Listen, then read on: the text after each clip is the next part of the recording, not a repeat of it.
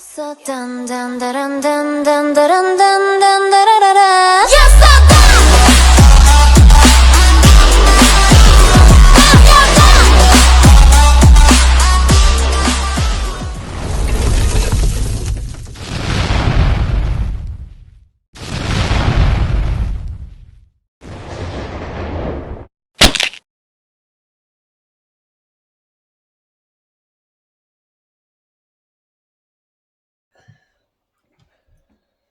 I'm ready whenever. Ready? Yeah. Right, welcome back, guys. Today I've come and have a chat with Ian, who's the founder and captain of the MBD MATCHTEAM Angling Club. And we just wanted to talk today about how MBD first came about, why it was set up, and just to find a little bit of background about the man that runs it. So I want to go right back to the start, Ian. Right back to the start of your fishing career and your fishing journey. What things got you into it? Why did you want to get into fishing?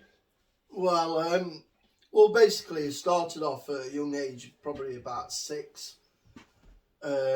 Just going with my dad down to the local waters, Bestwood Duck Ponds, because I'm a Nottingham lad, and Bestwood Duck Ponds was where we used to go. On the Trent as well. Never really match fished. It was just me and my old man going catching a few fish and just spending a bit of time together.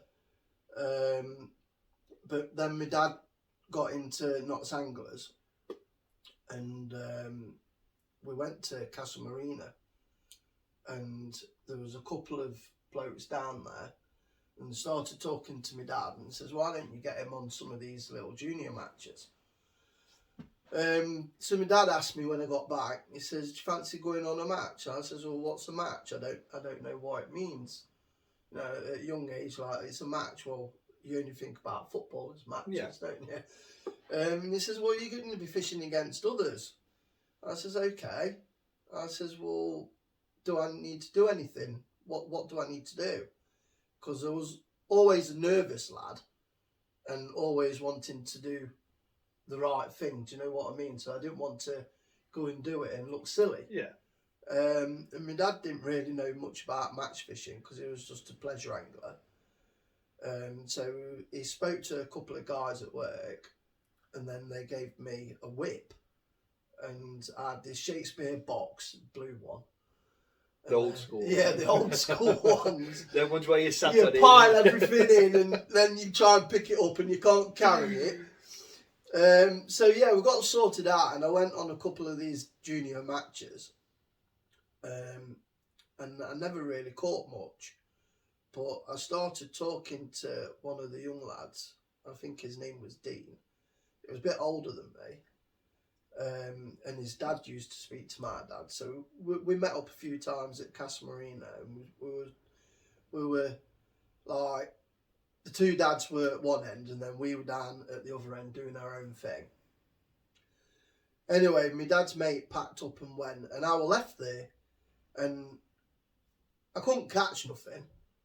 I don't know what pound line I had on, because I had rod, float, and just chucking it out. Anyway, my dad always talking to a lot of people, and there was this bloke that just walked past me, long hair, tied back, red cap on, come up to me and went, are you alright, sunshine? I says, yeah, I just can't seem to catch out. He says, come here, let me have a look. So I gave him it. He went, line's a bit heavy for what you're going for, but let's see if we can help you out, see if we can get you something. So he's moving me float, and he asked me if I had a plummet. I was like, what's one of them? I still don't know what it is. Anyway, he moved me float a bit down and spread me shots out, and he asked me if I got any hooks. I says, yeah, I've got some hooks. Not tied at that stage, just in a loose packet. So remember when they used to be curled up in the yeah. So he snapped that off, threaded it through on an 18, and he says, put single maggot on 18, cast out in front of you. I cast out, float flipping straight down. Anyway, I just looked at him, smiled, and said, thank you very much. And I was catching perch all day long then. just going down, down, down. And before he left, he did say, don't forget to feed, but only a little bit. And you feed a bit, and you think, do I feed a bit more? Might get more. But no, I thought I'll listen to him, and I fed a little bit. Anyway, to cut a long story short, we got back in the car, and my dad says, did you start catching a few then? I says, well, yeah, it was a bit of a turnaround because we weren't catching nobody. And then that mister come up to me and said, do you know who that mister is? I says, no, do you know him? He says, yeah, I know who he is, and I speak to him a few times, but it's Jan Porter. Yeah, Jan Porter. I was like, all right. Didn't mean nothing to me. Yeah. But then when I got home, my dad showed me these magazines. Says it's him. He was the boy. Yeah, apparently he had a shop round Notts and that, and because my dad always used to go into tackle shops and spend hours, never spend out. Yeah. But always being there for hours. I mean, we used to go to Car Boot on a Wednesday, or a flea market as it was them days, in Upnall, and Roger Sergey, who's is big in the angling dialect or whatnot. Well, he had a shop in Upnall, a small shop. I think that's where he started or whatnot, and my dad used to talk to him quite a lot. So that's where it all stemmed from. And after that, I ended up going in a couple of more matches, and I won a couple. So I picked up a few tips, and that gave me the bug. But obviously, when you get a teenager and that, fishing kind of like disappeared from me. Disappears and comes back later. Yeah, so that's where it all started from, Which really. brings me to my next question. After years of having enjoyment through pleasure and match fishing, what happened in your life that made you think, I'm going to set MBD Match Team up? Was there a reason behind it? What fueled you? Wow. It was... MBD has only been going for just over a year. And it came about in probably one of the darkest hours of my life, to be fair. Because I've been doing a bit of match fishing for about 8 years with my mate Glennie. Enjoyed the banter. Made a lot of good friends out of it. Won a cup together as a team. It kind of like gave me something more than having a drink, going to work. So it helped you out? Yeah, it gave me something to do, and because I've lost contact with my dad, I don't really talk to him much anymore. Kind of like gives me a sense of peace when I'm on the bank, because I just remember the good times, so to speak. But give me a bit of headspace, to be fair. But MBD came around because we was told that FTB was shutting down. That they didn't have anybody that wanted to take it over. And I was a bit concerned that if that was gone, where do I go next? Yeah.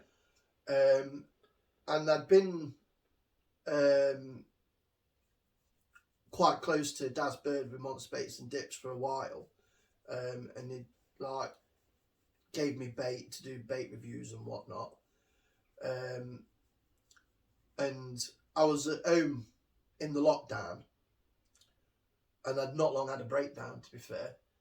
I don't like talking about it all the time, but I suppose if you don't talk about things, then, you know, it doesn't help others. And, you know, where I've got now, I'm in a healthy place.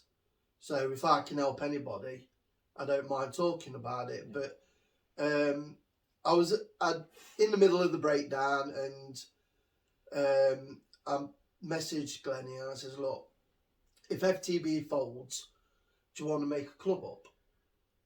And he was like, well, yeah, I think we should do a club. And I says, right, well, I'll sort it out. I'll have a word with Daz, see if he'll be the main sponsor. And I said to Glennie, what about MBD Match Team AC? He says, yeah, sounds good. I says, well, it's Monster Baits and Dips. Yeah. It's a club, but we've got a lot of backing from Daz, so we're promoting him, but we've also got a club out of it. So it went on from there really, but with the way I am, I like to do more than one thing. So MBD's gone from a club to quite a lot of things, but that's where it mainly came from. Me and Mark Glenn over a year ago, two lads that enjoyed the banter, enjoyed the match fishing, and we just wanted to give back to others out there and give them a good club. Within such a short space of time, from somebody that's a member, in such a short space of time, for a very young club to be having such a large reserve list, it speaks volumes in itself that people are actually wanting to be a part of what we represent and for what we do, which is nice to be just a part of that as well. And I think the guys that we've got within the club, we're a friendly bunch. We all meet up with similar interests in mind. It's turned out more of a family, an extended family, than it has just a club for me. But yeah, it's definitely it's a club people want to be involved in. Not just because of the match fishing. Yeah, that's what we wanted to do. We wanted it to be like a club, but where everybody's welcome. Everybody's got their own targets. Everybody's got their own backgrounds, and we just wanted a family club that does compete, but also has anglers that have the need to make friends and meet up. Well, the best thing I found out about MBD, we are a completely different bunch of individuals. Got some big characters within MBD. Yeah, we have. But we've also got a cracking team. Yeah. And a team that pulls together, and we've got some cracking anglers in there that know what they're talking about. Yeah, definitely. We've had some big weights this year as well. Yeah. But yeah, it's definitely it's one of those clubs where you probably look at us from the outside in. We are quite loud. Yeah. Especially the banter's there. The banter's there, but we also know when to knuckle down in these clubs. Yeah, the banter's there, but also the respect is there for everybody. Especially when it comes to the fisheries as well. Because like I say, we are representing not only ourselves but our sponsors and the people that are involved with us, like Daz with Monster Space and Dips. We've got Going Fishing Tackle from John O'Welsh who helps us out. We're with TB Floats, so we're there as well with them. We've just got home venue at Jansen's, so now we're cracking fishers representing Jansen's as well. So the fun side is there, but we also know the boundaries. We also know when we have to do the right thing. And it's like on match day, everybody knuckles down and helps each other. I mean, at the beginning, it was a lot of stress for me because I was taking on the club, but then I wanted to do this and I wanted to do that. It's all falling in nicely, but it wouldn't have been able to have been done if it weren't for people like yourself that's come into the club, give their own time out, and help the club move from one step to the next step. And it's like everybody's fishing. Everybody that fishes the matches are learning from the lads that really know what they're talking about, and they're stepping their game up, but then they're enjoying their fishing more as well. One thing I've noticed as well, it's not just one person steaming ahead away from the rest. It's like one person moves and the club moves with them. It's nice to see, because sometimes you always get one person that will succeed rapidly in certain aspects of the sport. But what I've found with MBD is when one person moves, the rest move with them. And it's nice because you're progressing not only as an individual but as a club as well.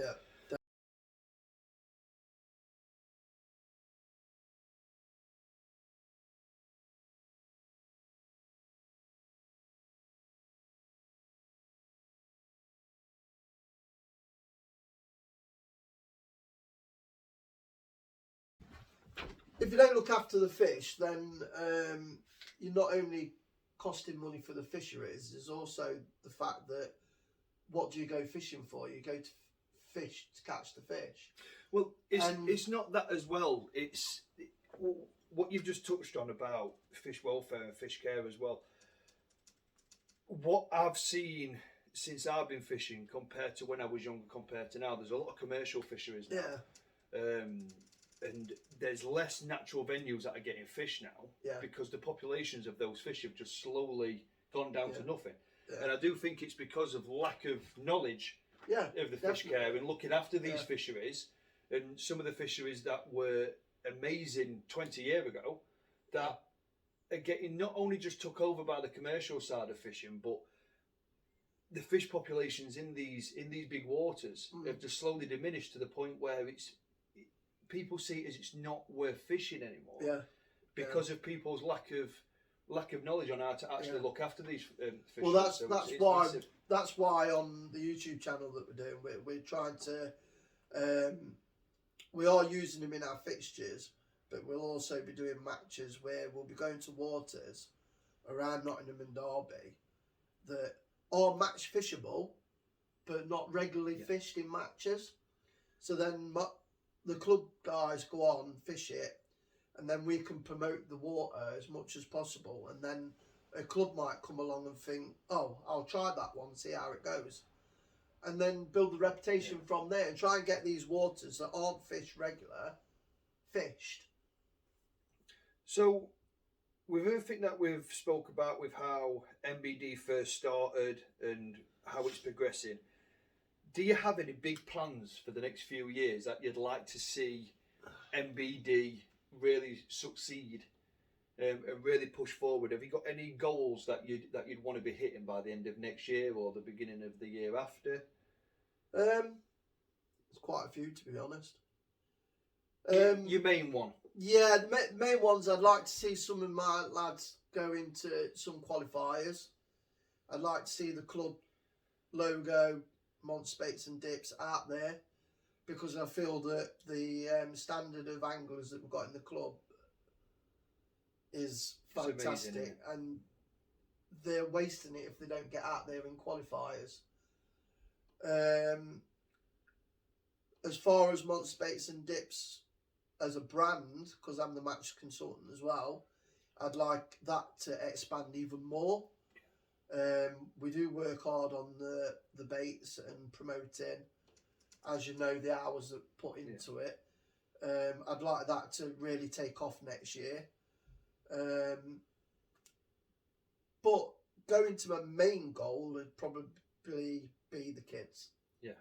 I think from an outside looking in, I think that's your main focus. Yeah. Above everything. Above everything, it's the kids and the charity raising that we do for charities.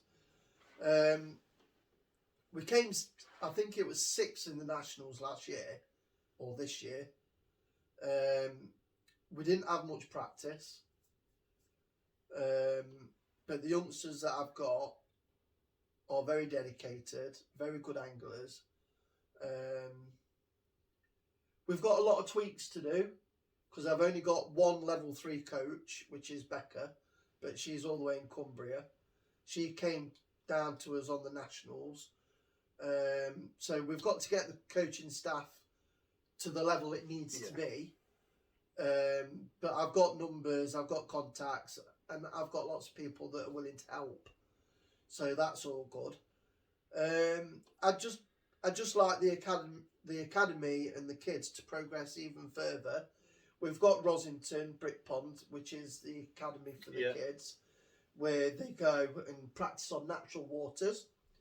Because I think it's vital for the youngsters to learn and enjoy natural waters. And then we've got Jansen's that we can go to do the commercial side of it, which is fantastic fishing. They can practice catching all day long, because it's well stocked with fish. The fish are in great condition. I can't speak any highly of the fishery.